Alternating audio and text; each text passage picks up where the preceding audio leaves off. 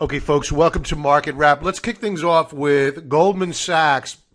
They reported earnings this morning, and it was a fairly good report. They rallied today about a little more than 2% on the day. They did close off the highs of the day, but we are very close to a breakout point on Goldman Sachs.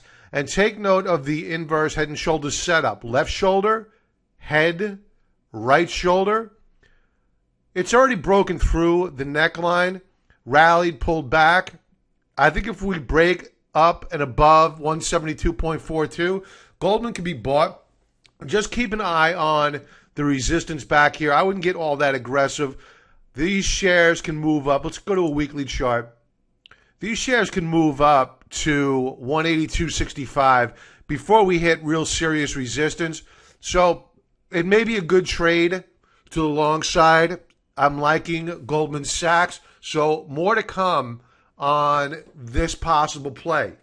Now, after hours, we had Intel come out. They beat on revenue, missed on earnings by a mile, so they are getting clubbed really hard in the after hours. So I would not try to catch a falling knife there, and we may be talking about Intel as an extreme oversold trade in the coming days.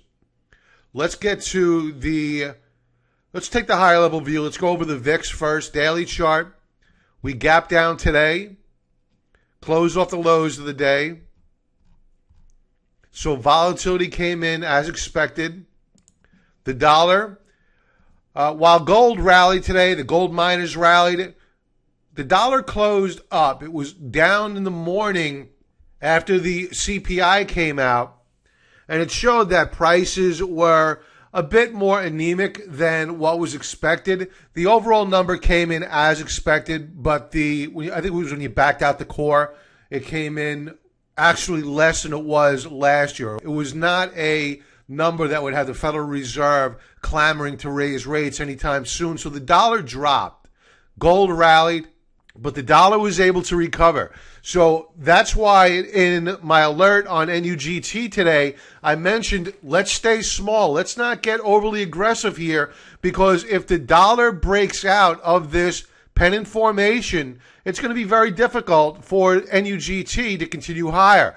Can it? Sure. Emerging markets and the dollar have been rallying together, but I can't expect for a traditionally inverse correlation to cease to exist. So I think that any correlation between gold, emerging markets, and the dollar is purely temporary, and I would not expect it for the longer term. The only caveat being is that you can see the dollar and gold trade in tandem when you have times of fear, such as we saw with the Brexit. The transports, bearish key reversal today. They tried to recapture support, failed. It is resistance. Confirmed it today. Avoided transports. NASDAQ comp gapped higher today. Hollow candlestick, sign of indecision. It recaptured support, but volume was horrible. So I don't think that we're out of the woods yet on the NASDAQ, especially with Intel's results. The S&P 500 daily chart recaptured support, closed off the highs of the day, volume below average. The Russell 2000 hollow candlestick, light volume. We are holding support. I would not be a buyer of the Russell. If anything, I'll be looking to add to our short position if they continue with these hollow candlesticks, or if we see a breakdown below support. The banks, they appear to be firming up near a breakout. Earnings have been good, so I would expect if any sector should rally, it should be the banks. All right, let's talk positions. Platinum Metals Group rallied back strong today, but closed well off the highs of the day. $2 per share is support. I would not add more to this position until we recapture this support level at $2 to $2.03 per share. NUGT daily chart. All right, so we broke out above this upper band of the declining downtrend channel. We closed right at resistance. If we break through resistance tomorrow, expect a rally up to, I think we can get up to 15 to 1550. And then I would be looking to exit the trade. Why? 50-period moving average is probably going to cross below the 200-period moving average, absent an act of God. I hope it doesn't. I hope that gold and the gold mining names just rip up 5-10 points in the next few days, but I don't think that's going to happen. Volume is strong. Let's go to MACD went positive. Let's go to a 2-hour chart. You can see on a 2-hour chart, this is a different chart than I normally use. We are just shy of resistance. Ideally, we gap higher tomorrow, but it's all about the dollar. Higher lows and ultimate oscillator. We did eke out a breakout, I believe, ever so slight. Yes, we did. Higher high and higher lows on the Stokes. So there's no doubt that the chart is beginning to firm up. We're seeing some healing go on here, which is a good sign. All right, NDLS, we booked profits in today. You remember that this is the chart I left off with last night, 30-minute chart. I mentioned that we rallied, pulled back, and we were putting in a higher low. Now, watch and see how powerful this setup truly is. I'm going to refresh the chart. And here you have it. That's the power of a higher low. A beautiful rally today. We booked profits up here, and sure enough, they sold into strength in the afternoon. Now, if you're still long, I wouldn't get too crazy about it. The Stokes are still hooking up nicely and breaking out. RSI moving higher now. Volume was very strong. This is a heavily shorted stock. You do have resistance above.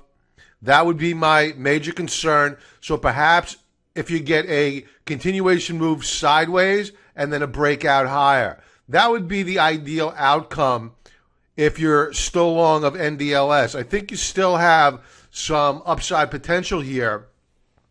The reason why I exited NDLS and FLDM is because I'm worried about the markets. Normally, if we had a market that was pressing higher, I would be a little bit more liberal in my approach. I would give the shares more room to move higher.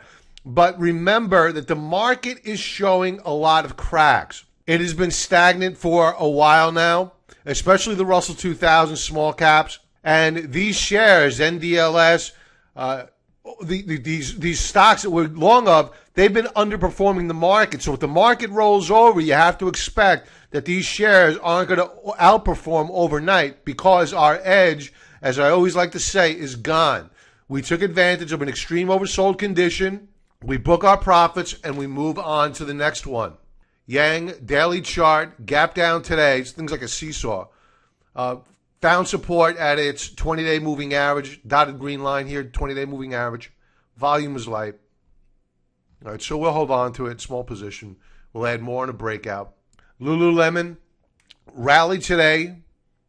I was rather surprised by the rally because of yesterday's very, very bearish price action.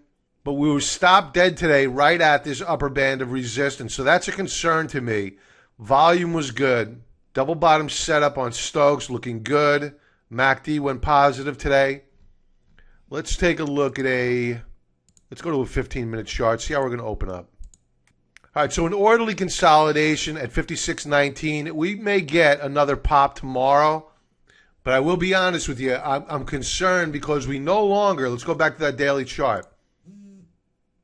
We no longer have an extreme oversold condition on our side. So what I will probably be doing is if we do in fact get a rally higher tomorrow, I'll be looking to sell strength. If it results in me being flat or slightly down on the trade, fine. If we see a couple of dollars on the trade, fine. But I don't plan on levering up on LULU because it did not come down to our price target. And that's down here. I wanted to see either 54 or a high 53 handle on Lululemon, and we did not get it. But my guess is that this is a reprieve, and we will roll over. So I'm definitely concerned about Lululemon. We may just close out this trade. All right, Teva Pharmaceuticals. I left off last night with the 2-hour chart. Here's how we looked. We were very oversold. Remember, I said, watch this lower band of support. We had broken it, so we were in a parabolic move lower. And if and when we do rally, this prior support will act as resistance. Let's update the chart. All right, so here was the rally, a nice move higher. We booked profits. It did hold on to the gains seen after it surpassed this prior resistance level, which should now act as support, and moved higher. So if you're still long of Teva, it'll probably rally up to 43.50 before it pulls back. So congrats, whoever joined in on the trade. Let's go to a daily chart for those who are still long. Double bottom setup on Stokes. Our oversold condition on RSI is gone, so that edge is gone. Beautiful day today on price, on volume. Really what you want to see. Good stuff.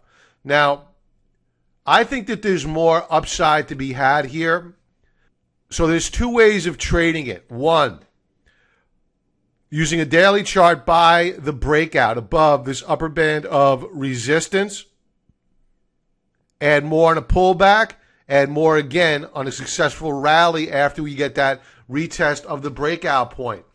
Two is, back to the 2-hour chart, get a pullback to this lower band of support, and let's call it 42.50. Watch it bounce around there for a little while. If it holds, open up your position or add to your position. Use a stop loss right below it, because if we break back down below this prior resistance level, which should now act as support, you're going to want to get out.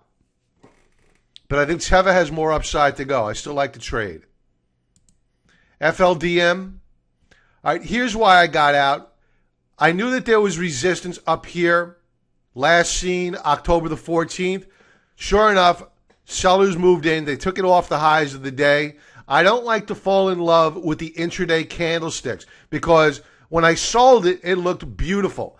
And believe me, I debate with myself constantly. Should you book profit? Suppose it closes at the high of the day. It probably means it's going to rally higher the next day. Trust me, it's not an easy decision. But when I revisit the fact that we have a weak market, these shares are underperforming the market, and we have resistance right above, the decision becomes very easy to make. First out, best out, move to the sidelines. Volume was good. And for those folks who are still long of FLDM, if you want me to keep an eye on it, I'll do so. Just let me know, and we will manage through it together. Okay, USLV broke out today. We're probably going to be looking to add tomorrow to USLV. Volume was a little bit light. That is a concern, no doubt about it. I am still very concerned about the US dollar. So assuming that we get some consolidation and then a move higher, we'll be looking to build on our USLV position. For new members, we've been long of USLV for quite some time. We booked a large amount of our profits back here, and the plan was to stop out on a breakdown below this lower band of support, but the continuation gaps down turned me from a trader into an investor, which is not necessarily something I like to make a habit out of. So the game plan is that we will add more to the USLV trade. RSI looking good with higher lows. So more to come. USLV looking good. Okay, LABU. I received an email from fellow member Chris asking, is it time to buy the LABU as it had recaptured a support level? And I'm ambivalent about it because we closed off the highs of the day. Yes, no doubt about it. We did recapture a critical support level. Ideally, what we'll get is a pullback and a retest and a bullish reversal off of this lower band of support. That would be ideal. I would look to open up a position at that point in time. We're going to check out let's go to a 2-hour chart. Yeah, I think we can get some backing and filling going on here. Let's update this chart. Put an upper band of resistance. Okay, so this is pretty bullish.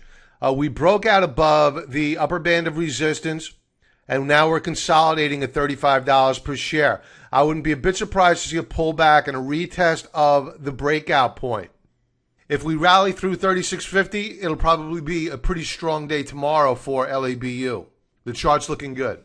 So, Chris, more to come on this one. We may get long in the coming days. Okay, Apple. I'm going to leave off with this one. It's a watch stock. They have earnings coming out.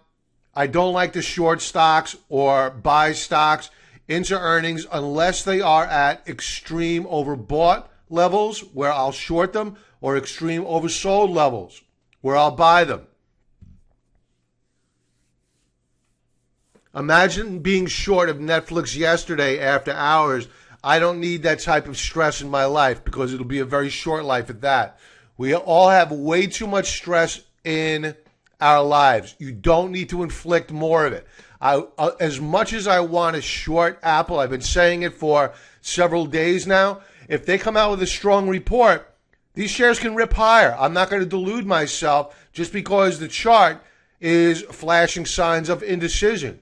A very bullish report just may have a lot of people making up their minds that this stock wants to move higher. Now, if the shares rally on a good report, then reverse, that's a tell. That means that the shares will probably move down. Strong report, weak price action, a big tell. And it's probably doubtful I'm going to trade Apple because it'll probably move one way or the other on earnings. But I just find it interesting that so many people are in love with the stock. They'll hold it through thick and thin and ignore the charts. And the chart is sending us signals right now that there should be concern on the part of longs. And what I'm seeing is complacency.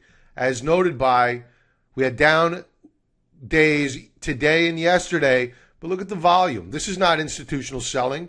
Institutions are holding on here. So it's going to be a very, very interesting earnings report. And that's it for tonight, folks. I will talk to you tomorrow. Everybody have a great evening. Good night.